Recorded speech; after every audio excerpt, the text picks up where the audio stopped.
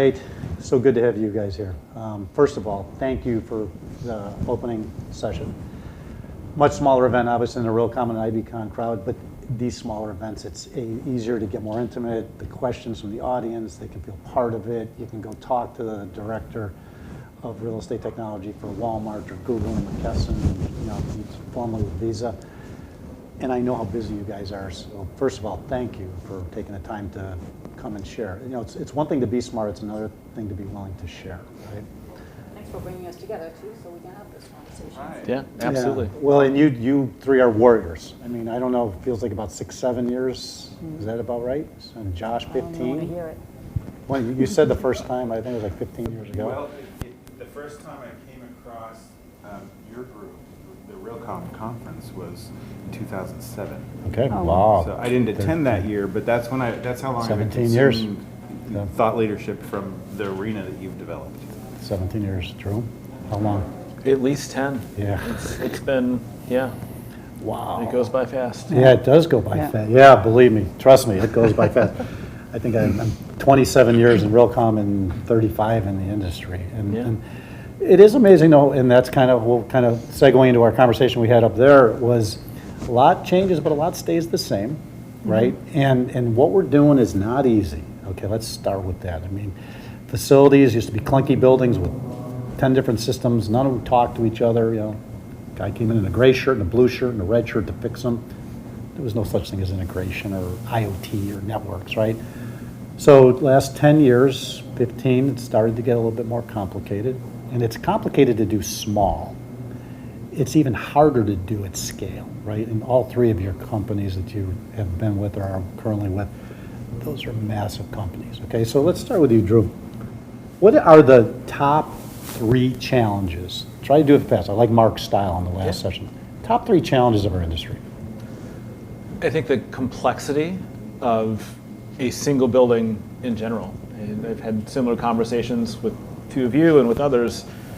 It's not like finance. It's not like some other static, here's one set of data, we can start modeling off of that. We have, looking around any space that you happen to be in, there's probably 15 different independent technology systems that all change.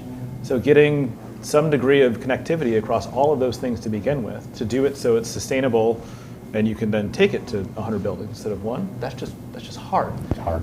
I think we tend to struggle with business case as well. There are some things that I've seen a bit of a philosophy shift the last few years, that some of these elements that we need to invest in are just the cost of operating a facility. Right. And we can't put a hard ROI on everything.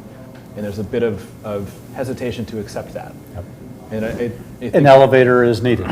right, you have to, Can't that ROI an has to be elevator. there, full stop. Right. And I think some of the things we talked about on stage, I feel like the sea of technology and solutions that have iterated, that are on the market, can be overwhelming at times. It can be just an My absolute... humble opinion, we have 3x more vendors than we need. Agreed.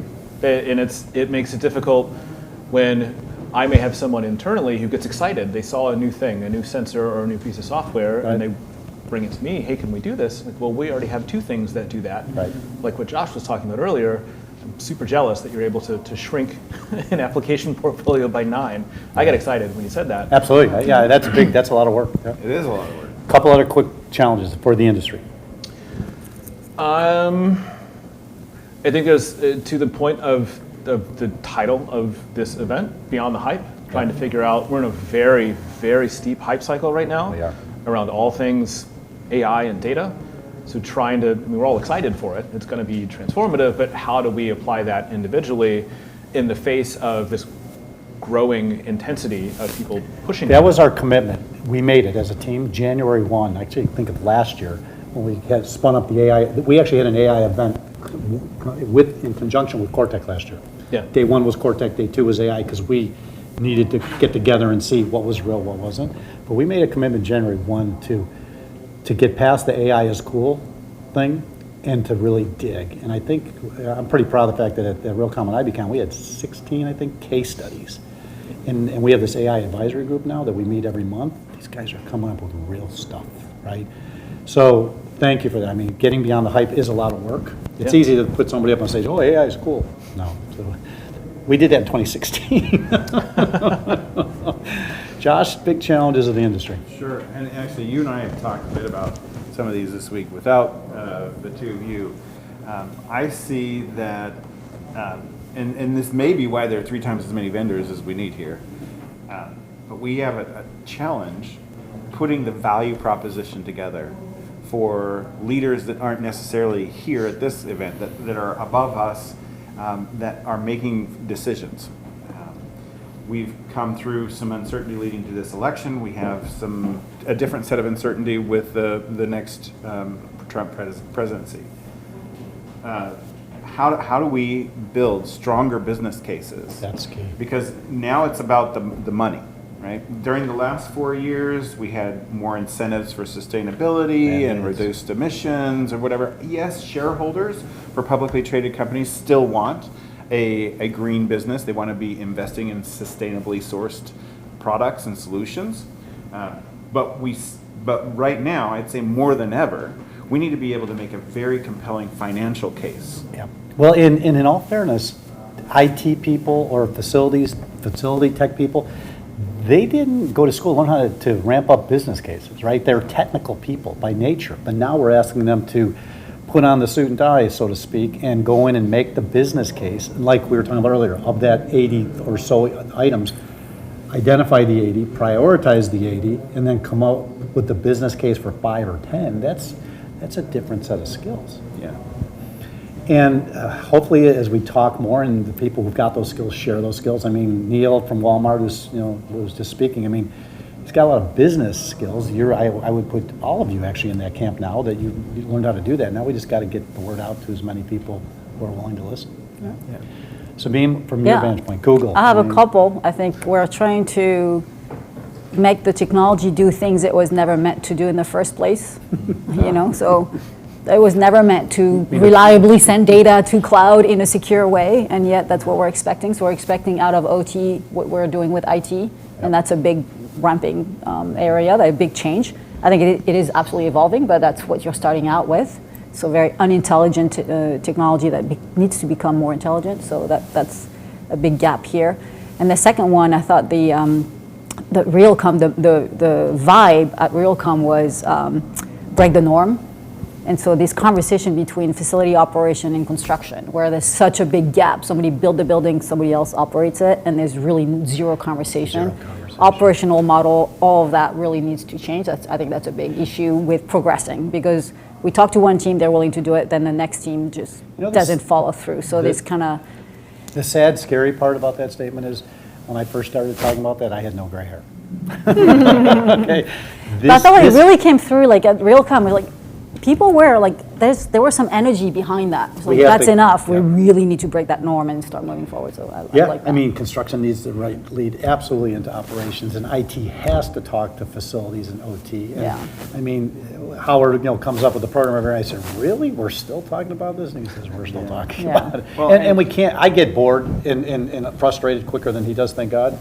But I always push to, okay, let's get the really innovative stuff out there, but we have to keep just pushing that elephant. Yeah. I mean, you want to talk about AI, and you just have your meter data can't even be consistently trusted, right?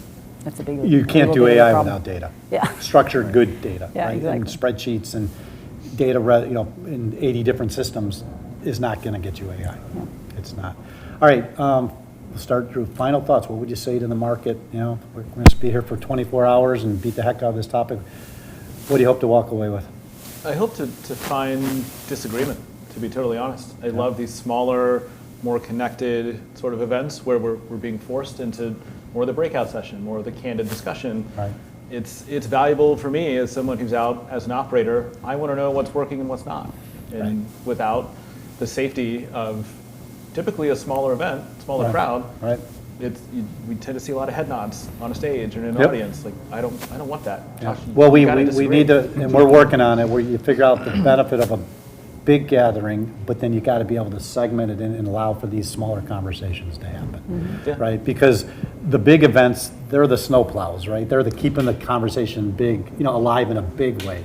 But we can't not see the value of people saying, God, I tried, I heard Neil, I tried that, didn't work. And y'all need to hear what doesn't work so you can avoid it, right? Yeah. We need both. It's the snowplow of, like you said, getting us excited around what's coming, but then also, what are the basics? What are the How do we basics? keep this foundationally still running over 5 years Yep. so that we can keep the flywheel spinning?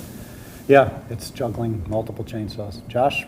Yeah, I would say that a lot of the things that a person can do inside of an organization or alongside of a team aren't actually big name-grabbing things. They aren't fireworks and parades and celebrations.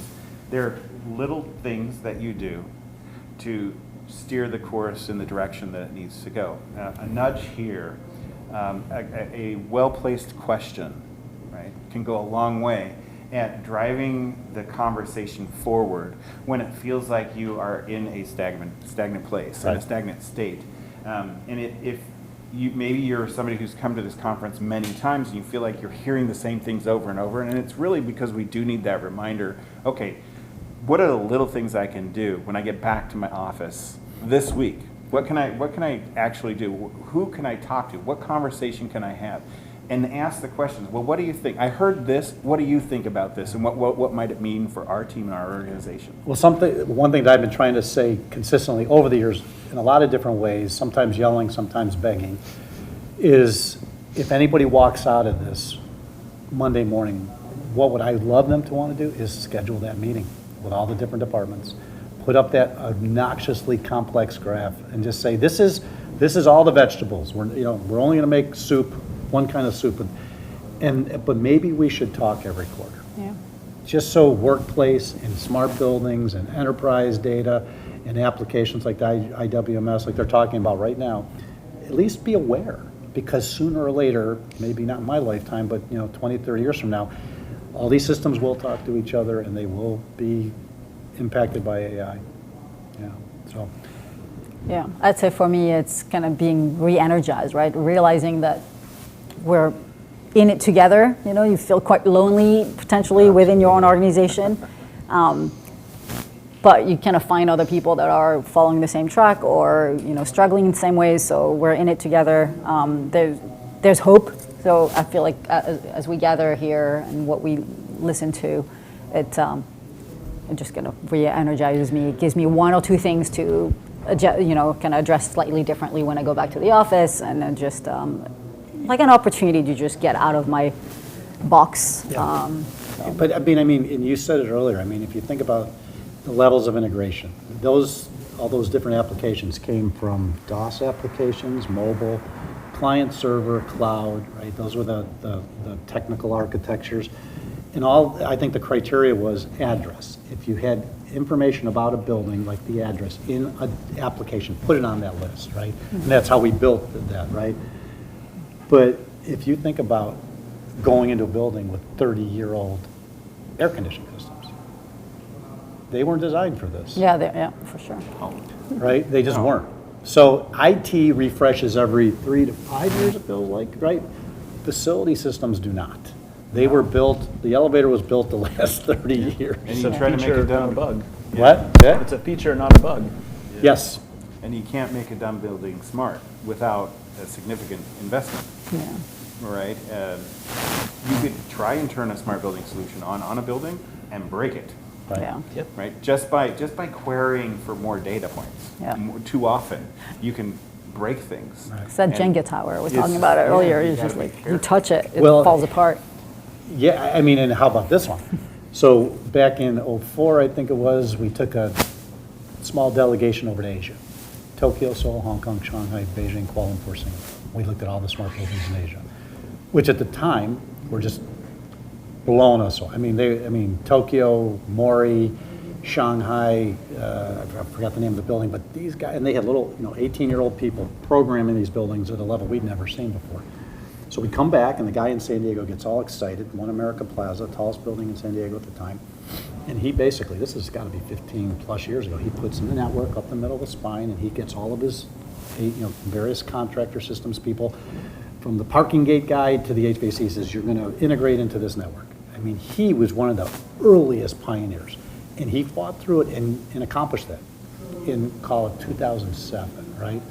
So then the next buyer comes to buy the building. Very, very credentialed by big developer, I mean, smart people. What's the first thing they do? Rip it out. Rip it out. So the question is why? Why did It they? doesn't rip align with their own standard, right? If it's complicated. They didn't too complicated, understand it. You know, they were used to flipping switches manually, yeah, right? there's that too, yeah. So I think if from a focus standpoint, 24, 25, you got to figure out the people side of this. Yeah. Because I think everybody is in agreement that we have the technology, every widget, every network device, Yeah. we need. Could use a little feature update here or there, but Absolutely. the baseline is Right. there. Yeah. All right, so I'm going to go a little sideways on a question that's not part of the big, well, it actually is a big part of the big picture, but cybersecurity. Okay, so we ran an article last week, I think, that a air fryer was spying on people. Okay, and if you think about it from a technical standpoint, the microphones are getting smaller, the cameras are getting smaller, the sensing devices. So you go into Best Buy, and buy any piece of electrical equipment, the potential for Yeah. bad things to happen is there. Now, you don't want to be so paranoid that you don't buy an air fryer, but the whole predominance of the IoT, that's a consumer example, but it is, you got people bringing things into your buildings all day long that are bought at Best Buy and Costco, whether it be a TV screen on their desk or some kind of device. How do you build a comprehensive yet non-restrictive cyber strategy given the state of where especially I know how strict. That's one I was about to say. If there's one area where we made progress, cybersecurity is that area. But then now that you talk to me about the Air fryer. the air fryer, I'm like, I don't know about that one. I don't know if we would catch that one. So on one hand, we're making progress because I could tell when we talk to manufacturer, they're way more on top of it. We have a plan. We know how to manage it. But that's when it's connected to the network, Right. because that we can do some discovery and we can figure This it out. was But not if it's on connected to any Wi-Fi, network. if No, it it's wasn't even cellular Wi-Fi. or It went like Wi-Fi, AirTag. we It went can't do that. AirTag. Yeah. Oh yeah. Near field. Yeah. I mean, it just found a cell phone and boom. That's all it takes. There's no. Yeah. So for us, we follow this whole convergence of OT within IT has become more of a philosophical and operational shift as Right, well. right. So we default to how IT manages network switches and Yeah. end devices. I have an inventory. I know what is what in every building. Yeah. And the goal is to get to a place where we're running regular scans, just like Enterprise Network Services does. And we can detect, oh, that's a rogue device. Somebody dropped a Raspberry Pi and put it on my OT network. Yeah. That's a problem. So Yeah, but if it's cellular, you can't do discovery. on yeah, that. that exactly. If it's cellular, then there's nothing you can Yeah, do. there's nothing you can We do. were I was at a cybersecurity event, and The- nice small meeting, nice conference room, brand new office building, beautiful video conferencing device because we needed to bring some speakers in remotely. And I'm noticing, holy cow, I'm in the back of the room, and this thing can hear me. I'm talking to Sarah. We can talk to each other. The camera is AI is following everybody around. Somebody speaks, you see the thing spin. I mean, this was an incredible piece of equipment. And all of a sudden, I'm just curious. I said to Sarah, I texted Sarah. I said, "Find out where this thing's manufactured." Not a place that has maybe got the most secure cybersecurity standards that we would want. And then 30 seconds later, she sends me a CISA alert on the piece of equipment. The same one. Same one. Oh, wow. Wow. And CISA eventually removed it. But this little video conference device, which could be very easily bought by anybody in your organization Yeah. that doesn't tell you, fit in the middle in your most high-profile Yeah. meetings are not being recorded or watched. Speaking back to my experience at Visa, we were very cyber aware, obviously, had to be. And we didn't have any cyber incidents in the built environment while I was there. Wow. Congratulations. What we did have, though, was everyone was accustomed to what you needed to do. And in most cases, people followed the rules every time. And I would say that that's something that you really need to do. You need to have a culture where there's a respect for whose responsibility is it for bringing in an electronic. Can an employee add their own peripheral to their laptop? The answer is no. Right. Right? Can we just up and bring in an extra cellular line to run our BMS thingy. No. The answer is no. It needs to go through a process. It needs to be reviewed. When you have a network, you need to have something on it sniffing. If you have an OT network, you need to have something like an ARMIS running 24/7. Somebody's monitoring this, equipment's monitoring it. If you've got AI monitoring, whatever you've got going, you need to be on your toes all the time. And remember that when it comes to cybersecurity, it always means, rule number one, always cyber aware. Oh, Yeah, yeah. Well, and if you think about you just looking at a building, every electromechanical device who has the potential now of being a gateway into a cyber breach. I mean, Yeah, it's a safety concern these days as yeah. well. Somebody gets into a HVAC or elevator system and locks it down with ransomware. it happened, yeah, actually, we had a case study at Alonza Car, Israel, they shut the whole building down, just Right. locked it up, and we're holding it ransom. Elevators, HVAC systems. Yeah. I'm surprised we haven't seen more of that, actually. And actually, you know, a lot of these systems have unnecessary pieces of information in them. Right. One of the things that I did was take all the addresses out. Why do you need the address in your lighting system? For sunrise calculation, just pick a point, Right, right. somewhere in the same time It takes a zone, plan, it right? takes You have to- diligence, yeah, I mean, it's just, You had a podcast when somebody was talking about recycle, where you recycle your system and it still has so much information in it. Yeah. Right. I can't remember what they Yeah. were talking about, but it was yeah. really like. Yeah, and so the bottom line is, all of you have this incredible opportunity in front of you, but it's daunting. Yeah. I think that's the message that, you know, we're trying to figure out is, how do you make this daunting task, you know, proving to executives it's worthwhile, making sure it's cybersecurity, doing all the business arguments, understand the technology, integrating beyond anybody's imagination. It's a big lift. Yeah.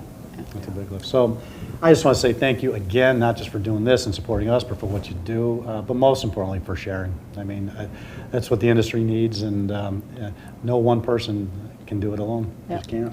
Thanks for pulling it together too. Yeah. Yeah. Every year, added value. Thank you. No, thank you. All right, with that, Realcomm Live out. Thank you.